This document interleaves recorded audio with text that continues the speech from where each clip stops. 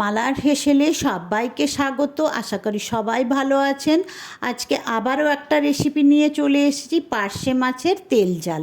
প্রথমে মাছ ধুয়ে নিয়েছি পরিষ্কার করে, এবারে হলুদ, নুন ও সামান্য লঙ্কার গুঁড়ো দিয়ে ভালো করে মাছের গায়ে মাখিয়ে খানিকক্ষণ রেখে দেব।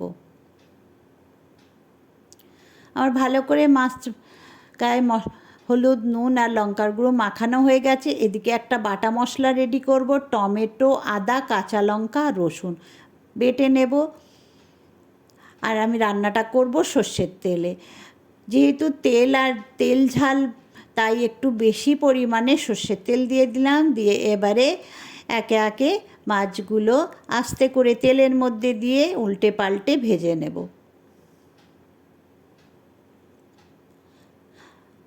আমার মাছগুলো ভাজা হয়ে গেছে, এবারে আমি তুলে নিচ্ছি। একটু সাবধানে তুলতে হবে, পার্শে মাছ যেহেতু একটু নরম হয়।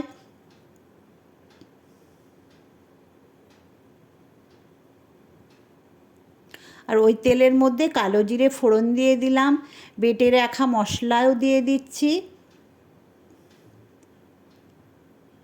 বেটে রাখা মশলা দিয়ে দিলাম, দিয়ে এবারে কিছু গুঁড়ো মশলা দিয়ে দেবো, ধনে গুঁড়ো, জিরে গুঁড়ো আর কাশ্মীরি লঙ্কার গুঁড়ো আর হলুদ গুঁড়ো। আমি ঝাল লঙ্কার গুঁড়ো দিলাম না, যেহেতু কাঁচা লঙ্কা বেটেছি। স্বাদ মতো নুন দিয়ে ভালো করে কষিয়ে নিয়েছি। ভালো করে কষানো হয়ে গেছে, মশলার থেকে তেল ছেড়ে এসেছে, জল দিয়ে দিলাম।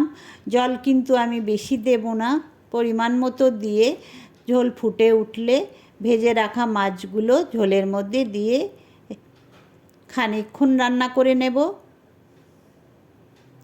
যদি আমার রেসিপিটি পছন্দ হয়ে থাকে তাহলে একটা লাইক, শেয়ার ও চ্যানেলটিকে সাবস্ক্রাইব করবেন।